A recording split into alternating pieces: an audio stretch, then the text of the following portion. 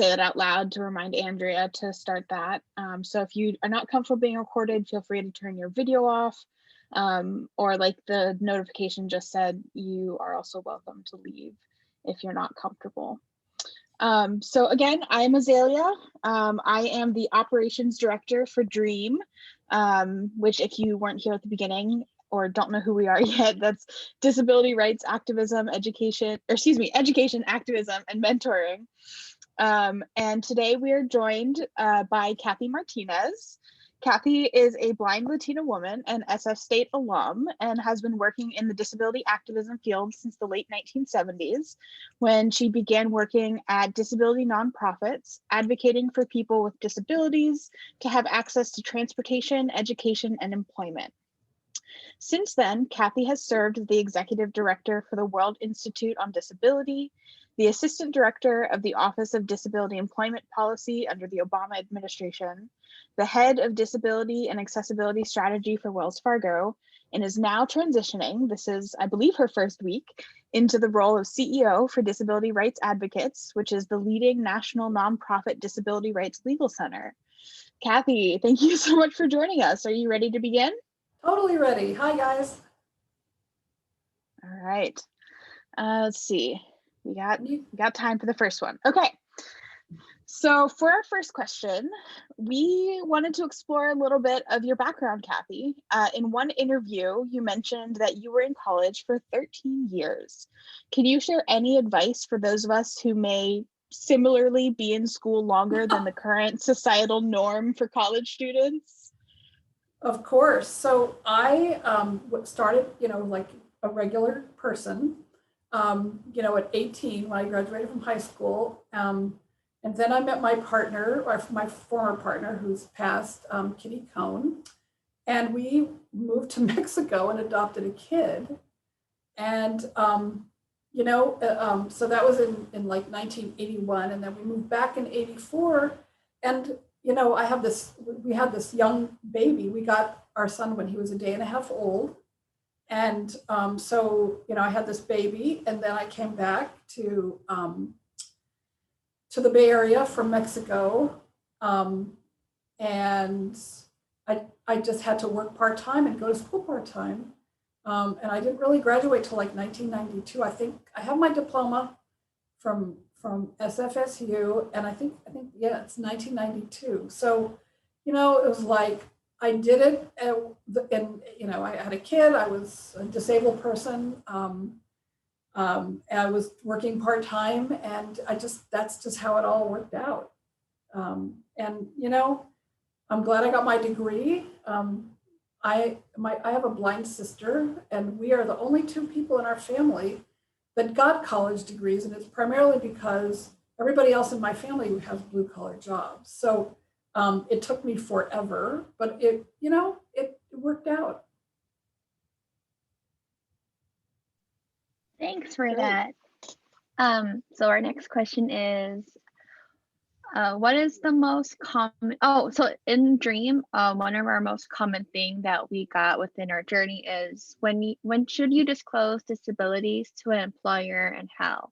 And to follow that up, is there a difference in this answer for apparent and non-apparent disabilities? Well, that's the crux of the question, because somebody like me, when they see me, I usually have a white cane, and so my disability is very identifiable. The discrimination against people with evident and non-evident disability, in my opinion, is really different. I think it's all fear-based, but people, when they see me, I think a lot of reaction is kind of like, oh my God, I don't want that to ever happen to me. And they think about themselves, what if I became blind, or, and so, but I think with somebody with a non-evident disability, there's still fear, there's still, a stereotypical reaction, but a lot of times, and I see this in the workplace a lot, there's also a lot of suspicion, like, are they just trying to get over, or are they just, do they just want to, an easy ride? About disclosing, It's really obviously like, it's like, you know, when does a gay person come out, right? I happen to be a lesbian. I came out when I was 18, but a lot of people don't and can't, and it is their business. My recommendation is, if you have not disclosed before the job offer for whatever reason, if possible, I think it's really good to disclose after you are hired. And partially, well, not partially, but the reason why is because, especially in a corporation, you know, just asking for an accommodation can sometimes take time. And of course, it depends on your manager. You know, it's a very individual thing to kind of come out as a disabled person if you have a non-apparent disability, just like it is, you know, it's one of the things we have in common with the LGBTQ community.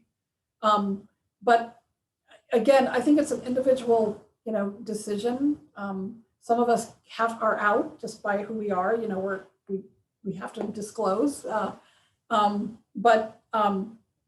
think I've always found it helpful, at least in a corporation. And I was at Wells Fargo for 6 years, you know, if possible for people to talk to their managers once they do get hired.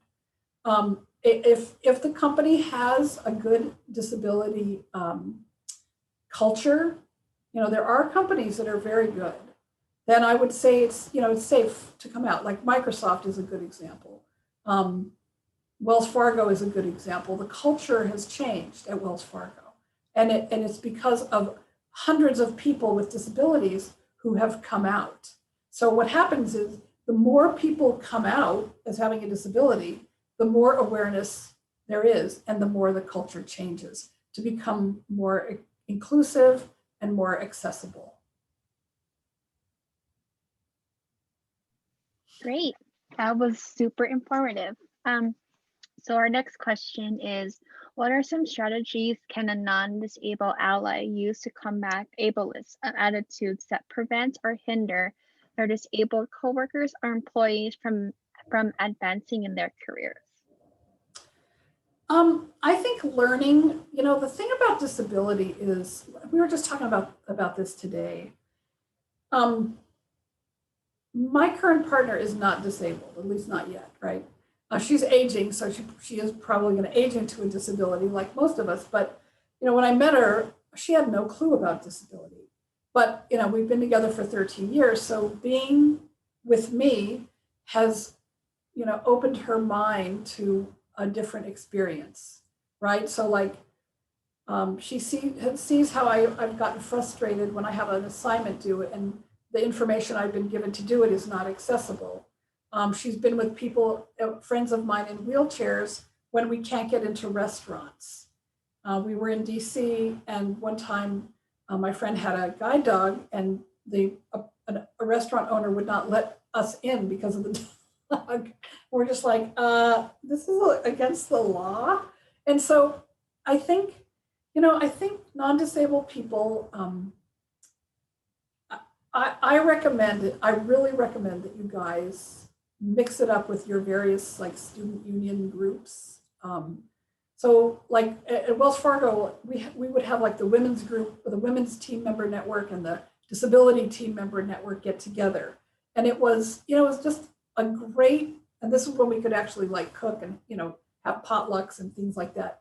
But just, you know, connecting with people changes their mind. And it is hard because sometimes you have to do it one at a time, but you know, the more we're in the workplace, the more we see ourselves reflected, and the more non-disabled people see us in the workplace and see that a lot of the old myths and stereotypes and fears, you know, need to stay in the past. I think they can be better allies. And I forgot the rest of your question, sorry.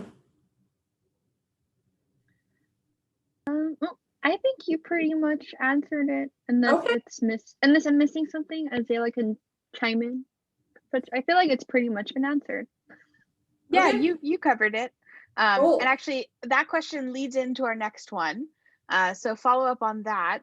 How can employees with disabilities navigate conversations with coworkers and or employers when it feels like the workplace is not built for them?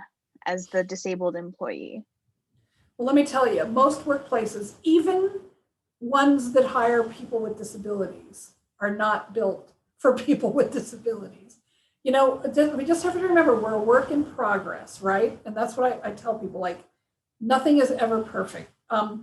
So I think one of the first things, like when I left Department of Labor, when I was an assistant secretary, you know, I left a disability bubble, right? I was, you know, there was a lot of awareness around physical access, around digital access, around etiquette. You know, there was just, and I went to a place where there was very little awareness, but a real interest in learning. And, you know, people were afraid. They were afraid to ask politically incorrect questions.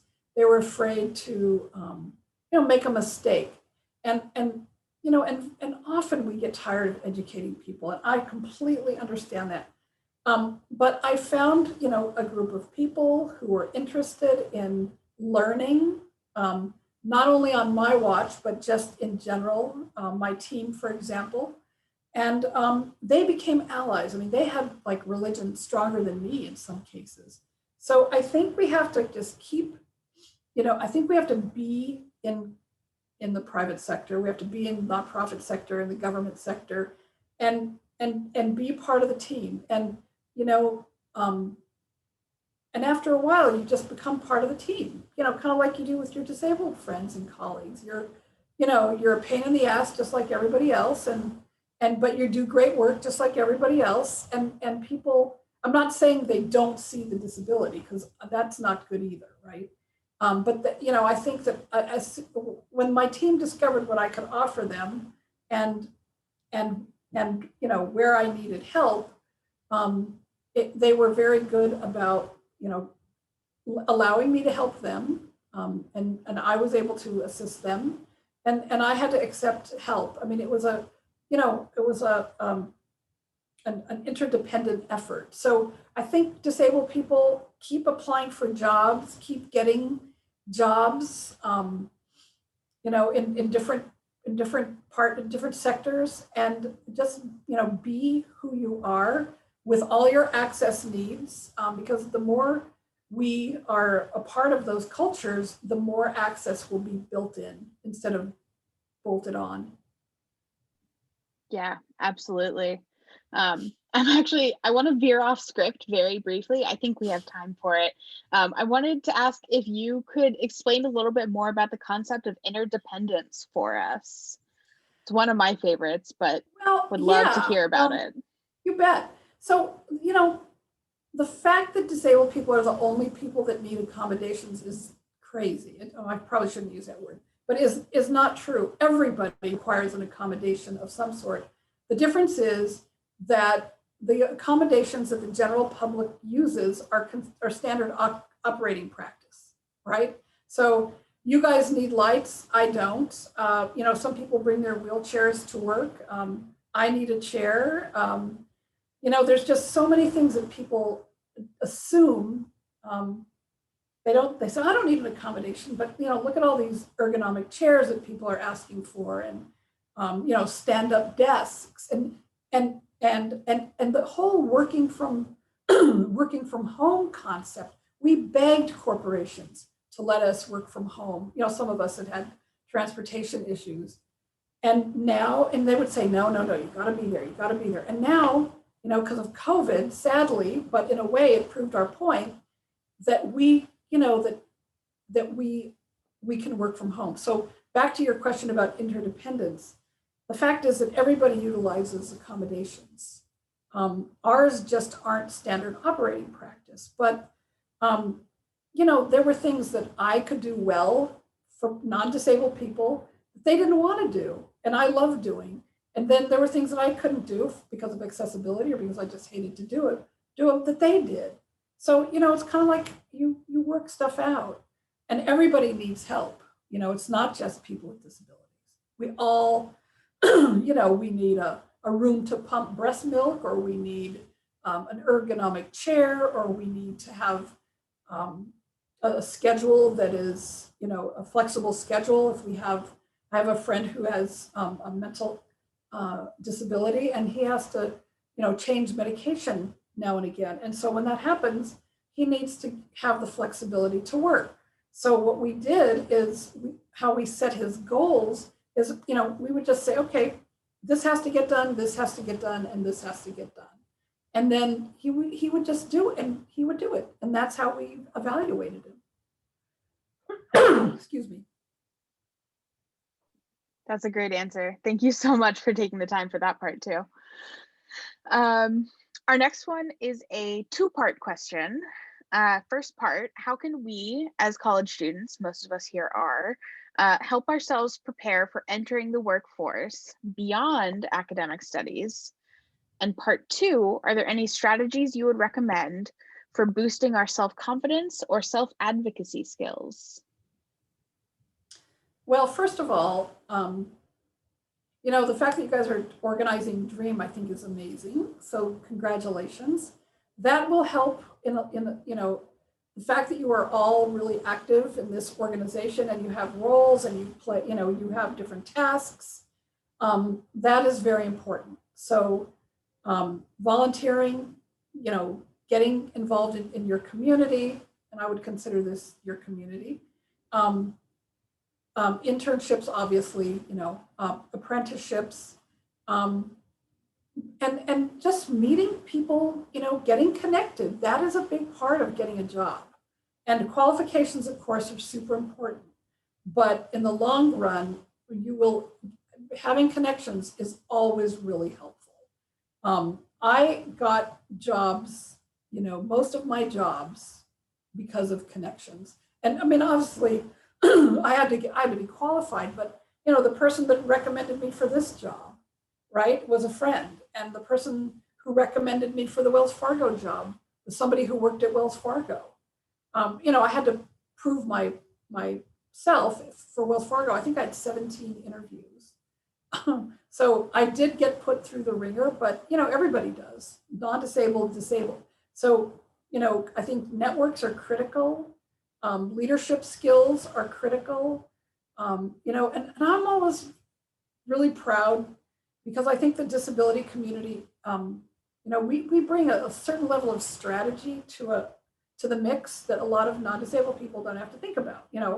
Very often we have to plan how we're going to get somewhere. We have to think about how we're going to do things, because as my mother has told me, since I was, able to walk, the world was not built for me. So I've had to figure out how to do a lot of things. It's gotten better, of course, with technology and access, but still, I think just the adversity that you face as a kid growing up with a disability, or as somebody who acquires a disability, makes you stronger.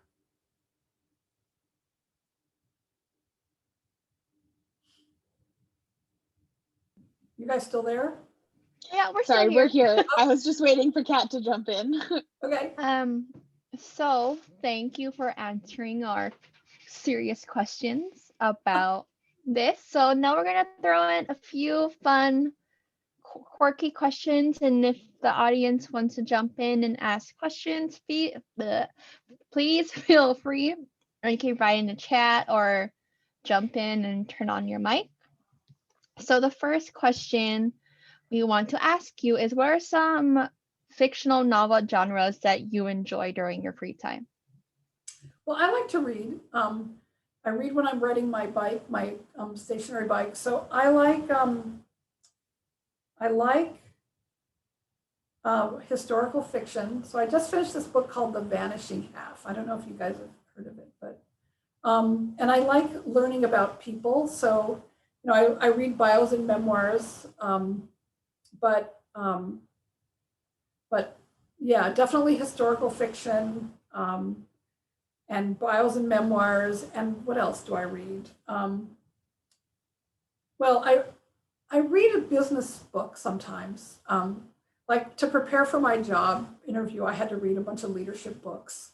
And it was really fun. I mean, I learned a ton, and I used a lot of the templates that they recommended. Val in the chat actually asked, how did you feel about the ending? Of the vanishing half? Yeah. Oh, I wasn't so happy about it. What about you, Val? Same, Kathy, same. I was left so Oh. confused. I know, we should talk about it. I would love to. There were so many questions, it's like, what? Yeah, well, I don't want to wreck it for everybody, but yeah, I agree. I completely agree. This is fun. We have a couple more fun ones before we move into the audience general questions. The next one, are you into the superhero stuff of any kind, like comics, films, TV series, anything like that? I'm not. I mean, I was really glad that Wonder Woman came back. But I haven't been too much into the superhero series. Comics have not been that accessible, and now with Netflix though, there's a lot more audio described movies. They're just amazing about it. They're so much better than the other, I'm not going to mention names, but so much of their stuff is becoming accessible with audio description. Like I watched Ma Rainey's Black Bottom Blues, and and I watched that the documentary about Beyonce, and it was just, God, it was so great to hear the descriptions. Or it was Beyonce's Coachella concert, is what it was. It was amazing. Beyonce also on Netflix has a series called Black King, and it's about the live action of Lion King. It's actually pretty good. It's very I should check it out. I would check it. I love her. I am she's one of my sheroes. She is the queen of everything. And I love my other shero is Lizzo. Yes, Okay. Lizzo is awesome. Let's see. So our next question is, what is or was your pre-pandemic go-to restaurant either in the SF or in the Bay Area? Wow. Well, it depended what I wanted. So for a good drink, I would go to Fonda, which is right here in Albany, right up the street. So nobody had to drive. I mean, not that I can drive, but you know what I mean. And I don't know. I like a lot of food, as you can see. I like to cook. So let's see. There's a steakhouse in Washington, D.C. If you ever go to D.C., it's called Annie's, and it's the longest running gay restaurant in the country. And it's super fun, and it's kind of funky, but it's just the vibe is awesome. So yeah, I like food, and I like I like sharing it with folks. That's awesome. Yeah, I'm the same. I love cooking. I love food is my love language. I like to joke. Like I share my love by way of cooking for other people. So, awesome. Yeah. That's great. Our next one kind of ties the earlier questions in with the fun ones in a way. And then after this, we'll open it up for audience questions. Mm-hmm. What, in your opinion, is the worst disability portrayal in media? Oh my God. Well, there's so many. Well, let me think here. Gosh. Well, Whatever Happened to Baby Jane, that's a really old movie. That's kind of creepy. I mean, so many movies, have women locked up upstairs in a window, disabled women, that want to do harm. And I mean, everything, I'm just trying to think of anything recent, and I really can't, because I think that, media is trying to get better, but there's just countless portrayals of people with disabilities, and like Psycho and Whatever Happened to Baby Jane and all these kind of scary movies about mental illness, about, how, and it's mostly women. That's the part I really bothers me is, that they portray women as these, mentally like way off base, dangerous people. I think it's gotten better, but still, we still have non-disabled people portraying disability when there's thousands of disabled actors out there that would love to do that. So I think, I think it's gotten a little better, but I guess my worst portrayal, I just can't think of one because there's just so many. I think the thing I would say is that I just don't like how disabled women are portrayed. So often, like there are movies, where men are kind of heroic. It's that kind of like super crip thing, but I don't think disabled men get portrayed as badly as disabled women do. Yeah, I agree with a lot of what you just said, if not every single word. I couldn't think of any examples either myself. Not But good. yeah, it's a big issue that I think a lot of folks don't necessarily realize, especially the piece of able-bodied actors playing disabled characters. They're, not to get on my soapbox, but there have been far too many able-bodied actors and actresses winning awards for their films where they're playing disabled characters. Right. So, right. yeah. Okay. Enough of me. I think we're ready for some audience questions. I think I saw a couple in the chat. Did anyone, Kat or Andrea, happen to take note of those? Or should I go back and scroll and look for them? I don't think we had any like direct questions. It was mostly comments. I actually was wondering though, Kathy, what do you like to cook? Do you have any favorites? Oh yeah. Well, my family's from New Mexico, originally from northern New Mexico. So I don't know if anybody's ever been there, but we're big on chili. So, we have, like, if you've ever been to New Mexico, you get asked red or green, like red chili or green chili. So I make a lot of New Mexico beans and chili. I make, occasionally I like a steak. My son is better at that than me though, but we usually get together and do our steak and asparagus and whatever. And then I like to cook salmon, and I like, I like to do baked pasta dishes for some reason, because they're easy. And I like one dish or one pot things, because I'm not great at making things like I'm not great at presentation, but I am great at flavor. I love that. I love fragrant cooking, right? I mean, my neighbors, I've never really met them, but they have some bomb dinner. I know that much. Natalia asked in the chat, you mentioned earlier that it was hard for the LGBTQIA+ community to be treated equally in the workforce. For you being both a member of the LGBTQIA+ and an active advocate for the disability community, how did you find the strength to address these parts about yourself in a workplace environment? Do you think it's necessary to share with colleagues? Well, I'll tell you, that's a very good question. So, in the disability, in this bubble here in Berkeley, in San Francisco, I was able to be out, right? It was a very liberal bubble, but there was a period of time when I was on the National Council on Disability, and I was the only Democrat on the National Council during the Bush administration.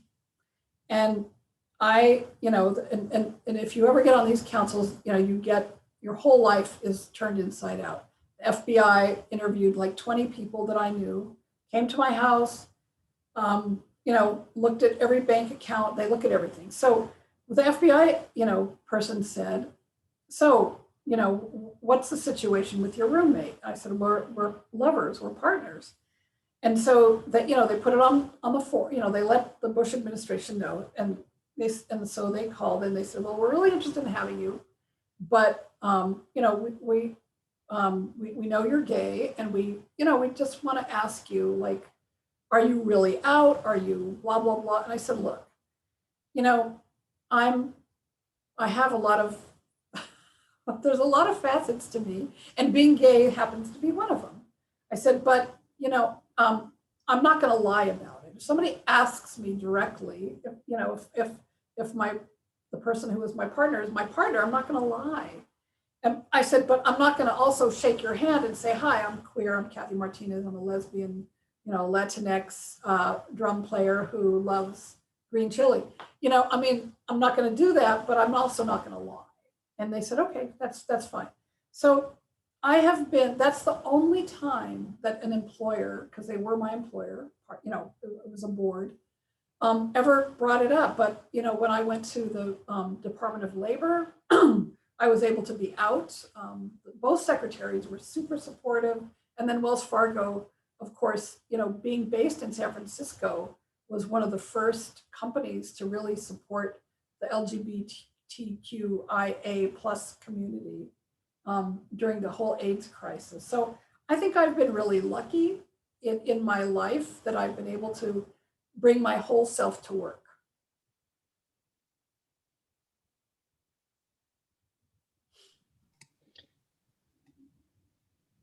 Anybody else who have questions? Yeah, I was gonna say, if anyone wants to unmute and jump in.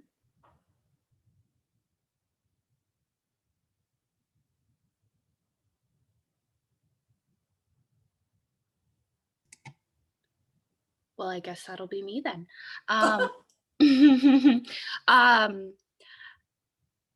Let me ask you about your current, or do you have any thoughts on the current or upcoming technology that'll change the way we think about disability accommodations? Well, I think we have to really keep our eye on artificial intelligence because, you know, depending on the questions that get asked and the, you know, and the answers, there's a lot of things about AI that could really weed us out. It's already happening in terms of time, like tests that you have to take online that are time tested. In fact, somebody was calling me today because I thought I still worked at Wells Fargo. And they were doing a Zoom call, and they said that they had a disability, and they said that Zoom would time them out when they were trying to dial the ID and the password because they were doing it too slow. And so these are things that we have to keep our eye on. I think artificial intelligence is going to play a bigger role, it already is, in screening people in or out for jobs. So we have to really, excuse me, we have to, you know, we have to be in touch with the companies that are creating these, you know, these applications that you know, what questions are, what are they looking for? How are they, you know, who gets to be in and who gets to be left out? I think it's something that as a community we really have to think about and be on top of. Yeah, there was a comment in the chat related to that says we have to be in the room. Yes, we have to be in the room and and at the table and not on the menu and all the other things. Yes, absolutely.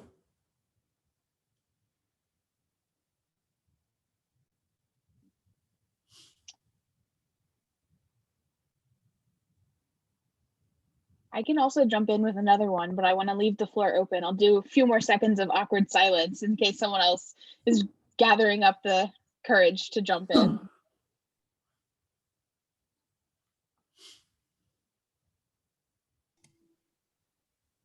Oh, I see one in the chat. It's asking, Kathy, if you could talk about ethnicity, race, and disability. What approaches do you find useful when you lead in employment areas and your other interactions when it is really uncomfortable? Well, you know, I'm pretty old, and you know, I was one, or am still, but it's changing, one of the few non-white leaders in the disability community. There weren't very many of us. And a lot of the premise of disability rights, and you know, in the 70s and 80s, was based on a very middle class white or Caucasian model of what independence meant, what it means. So, for example, you know, the idea was that you turn 18, you get on SSI, and I mean, you know, in those days you could almost live on it, but not very well. It was a poverty trap, like it still is. But you know, the idea was that you you would get on SSI and move out of your house and, you know, and become, quote, independent. You know, in so many cultures, women especially don't move out of their house when they're 18. They don't move out of the house until they get married. There's a lot of, you know, I think with first and even second generation people, especially in the Latino community, that's the community I can speak about because I'm part of it. And I think in other immigrant communities as well,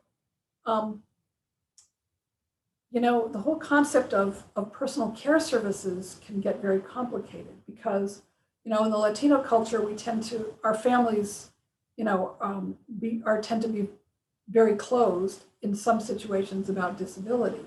So, you know, the independent living movement was all about, well, you want to get personal care services and people can come in your home. And, you know, I think for a lot of ethnicities, that model did not work until the, you know, there were generations that were more assimilated. So I think, you know, I think it's changing. I think there's more people of color becoming part of the disability leadership. I really think that there's two issues. There's people of color in, you know, in the disability community, and then there's people with disabilities in the overall social justice community, right? So up until very recently, we have not really, I mean, we've been a part of the Leadership Conference on Civil Rights, but we haven't really dug down deep into BIPOC organizations around accessibility, around, you know, around disability in general. So I think that's happening more and more. The Ford Foundation certainly has played a big role in that. And you know, there's groups that are forming to bridge the gap between the disability community and other social justice groups. But I think we have a long way to go. And I think that, you know, for people like me who check multiple boxes, you know, I just think we have, like I said, we have a long way to go, and there has been progress. There has been change. At least people are talking about it now. You know, before nobody ever talked about race or ethnicity. If they did, it was, you know, very few and far between. And there wasn't a lot done about it. You see very few Black or Latino leaders of independent living centers. They exist, but they're very few. I have a question. This is Kathleen speaking. So for those who are struggling with accepting their disability, what advice would you give them to really have that self-love that they need for themselves? That's a really good question. You know, I was born with my disability, so it's very different than acquiring a disability, and I want to just acknowledge that the experiences are very different. I think spending time in a community where there's acceptance of your disability, getting mentors, finding mentors with, you know, people, or finding mentors who, you know, who you want to learn from and who can give you tips and, you know, just can be friends and hang out with you or whoever. I don't know if it's you, but, you know, I mean, generic you. You know, just being in a community of people with disabilities where there's pride, acceptance, love, and, you know, the willingness to share information and help somebody grow. I actually have a question. How do you feel about the word disability? Because I know some people like differently abled, some people hate it, nails on the board. You know, I certainly don't like differently abled or handy-capable. That was another one that they tried. It was just a euphemism because some people are uncomfortable with disabilities. Now, I will say that, you know, we have to remember we're a movement that is evolving, right? And some people are using the word diverse abilities, which other people don't like. You know, I remember when we were like, you know, first we were Mexican, then Latino, then Chicano, now we're Latinx. Everything, it's an evolution. I personally don't have a problem with this disability. I don't have a problem. And I don't have a problem with the term disabled people, although I can see why people want to use people first language, but I don't mind saying disabled people. I mean, I say I'm a blind person, and that's just, I'm just kind of over it. But I understand, language is important. I get it, why people want to use, why, there's such a push for people first language. Journalists hate it because it takes up so much space. It's so much easier to say disabled people or to write it, and it's shorter than saying people with disabilities. But I completely understand why they insist on, the community insists on people first language. Well, and it's so tough because disabled means a billion different things and looks Right. different. So what does that even really mean, in my opinion? But awesome. Now with the pandemic, have you in your activism work noticed any influences in the disability activism? Has there been, a backseat taken now that COVID is everyone's main concern, or do you think being online has strengthened it? I think people with disabilities have shown or shined, whatever the right word is, because we can do podcasts, we can do Zoom calls, there's a lot we can do to connect. And it's not the same as being in person, but no, I think that the activism has actually increased, especially among people of color. Now, there are people that, are being left out because they don't have computers, they don't have access to the internet. That's a problem. And that is something that we have to remember when we're thinking about AI. And, there's a whole group of people, mostly in rural areas, that do not have access to the internet and do not have, access to Zoom or to telecommuting, or, to, just having interaction over the internet. Absolutely. And I mean, for everyone, reading words is never the same as talking in person. So right. It's, yeah. I think we have time for maybe one, maybe two more if we do them quickly, but at least one more for sure, if anyone wants to jump in. Or you can put it in the chat also.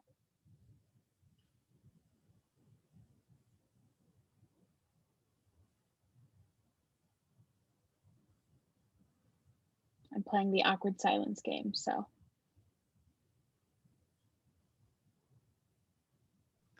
Feel free to ask us questions, Kathy. If you want to, feel free. So, are you guys, do you mix it up? I know Dream is new, but do you plan on kind of mixing it up with other student groups? Yeah, so like this is in collaboration with MOBS, the management organization, but we're definitely reaching out, kind of hoping to do something similar where we find a speaker that we're interested in and then line up another organization to be in collaboration with. But absolutely. Good. I think that's really important. Natalie actually posted a question in the chat. Let me go ahead and read it. As a person with disabilities, the pandemic has actually made some things easier for me. How can we keep some of these accessibilities to be maintained? And I think you talked about working from home, which I think is a great example. Yeah, well, that is the biggest example. I can tell you that every company, including the more current one I'm working for, is going to adopt a hybrid model. It's going to be very bad for urban real estate, for commercial properties. But I think for some people with disabilities, it's been amazing, because it's kind of leveled the playing field we're all at home, we're all doing Zoom, we're all wearing sweatshirts to work. Well, at least I do.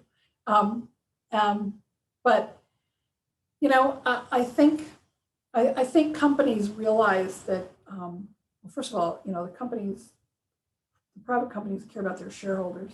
And they're going to realize that, having a bunch of empty office buildings doesn't make sense if people want to work from home and if people are getting the work done. And this is something, like I said, that people with disabilities have been saying for years. Like, we'd like to work from home as an accommodation, and companies have been saying, no, you got to come in because, all the just the synergy that gets generated, and now we see that, yeah, I miss going in.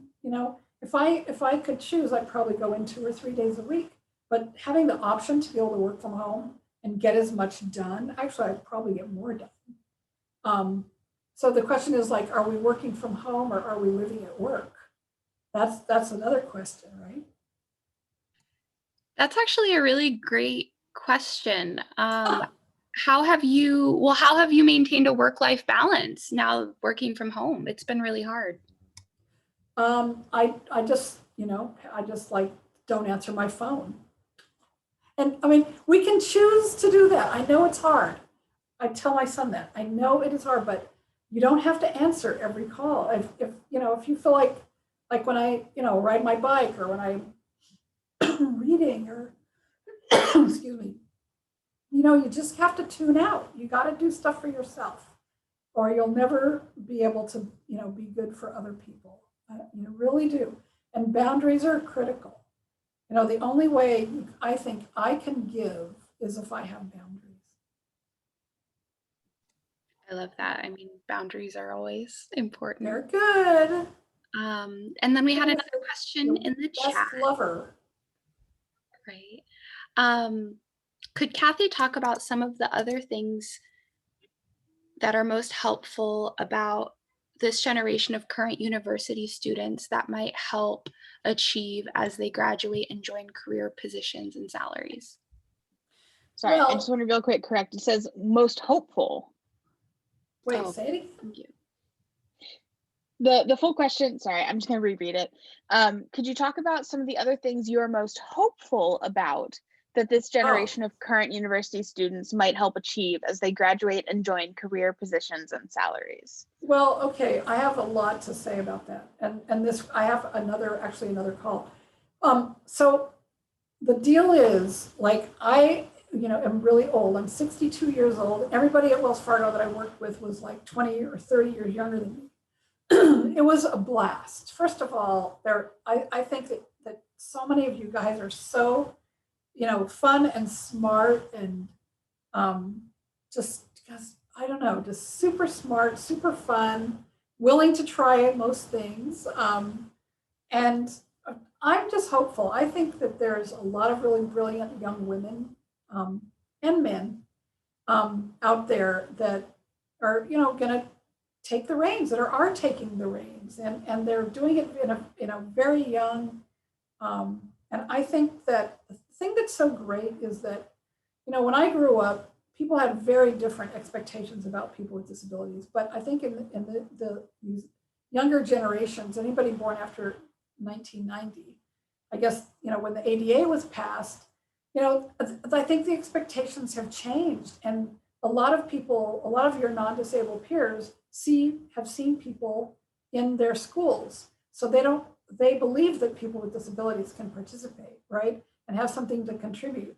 I think people in my generation did not. I went to a mainstream school, and the thing that was so amazing about being in a mainstream school is that the kids, when I started in kindergarten, the kids did not know enough to fear or hate. They were curious, and they had asked tons of questions, but they also were young enough that they would figure out how I would interact in unstructured time, like on the playground. They figured out how I would play Foursquare. I mean, it wasn't perfect, but I was a part of the group. And that's the thing I think about kids that grew up. I mean, of course, there's still discrimination. We can't ignore that. But I think that, in your generation, people grew up seeing disabled people participate and contribute. And I think that's a big difference. And that makes me hopeful. That's beautiful. We are all right, guys. the 7:30 mark, so I want to respect everyone's time. But Kathy, if we have one more question, maybe from anybody, last thoughts.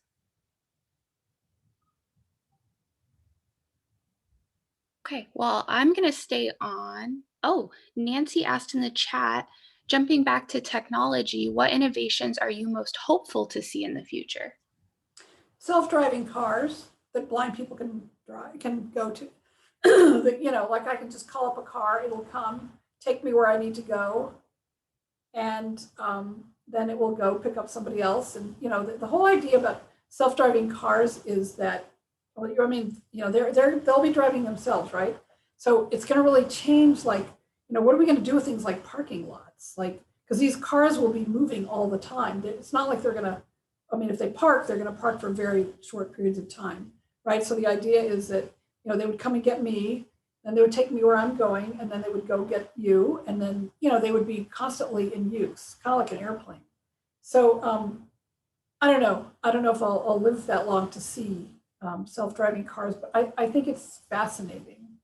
And, you know, I think for blind people, the whole print issue is still a problem. You know, PDFs are becoming more accessible, but, you know, we still have a ways to go.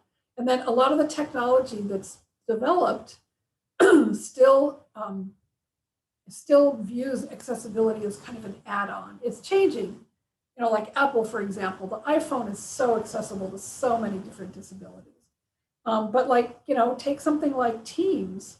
It's better. It's getting better and better and better, but it's not perfect. And it's because they didn't design it with accessibility in mind. They had to add accessibility. So, but I think, you know, it is better, I will say. Jenny Lay-Fleury from Microsoft is a friend of mine. I love you, Jenny. But you know, and she struggles with this too. I mean, I think it's important, you know, that again, accessibility has to be built in, not baked on. It's kind of, you know, the old blueberry muffin analogy, right? Which everybody uses. You don't put blueberries on at the end of the, you know, at the end of the, when the muffin comes out of the oven, right? You have to bake it in. You have a lot of great analogies. Oh yeah, honey. You know, trust me, when you get to be my age, you'll have some too. You got a storage of them. Awesome. All right, guys. Well, thank you. Yes, thank you so much. Thank you everyone for being here. Thank you, Kathy, for coming and spending your Thursday evening with us. You bet. And I hope you know, get to share this. I hope you get to share this video with folks. Absolutely. All right, well, I'm going to tune out. I'm going to see if I can go off. So thank you, guys. All right, everybody, take care, and we'll see you at our next meeting. Thank you.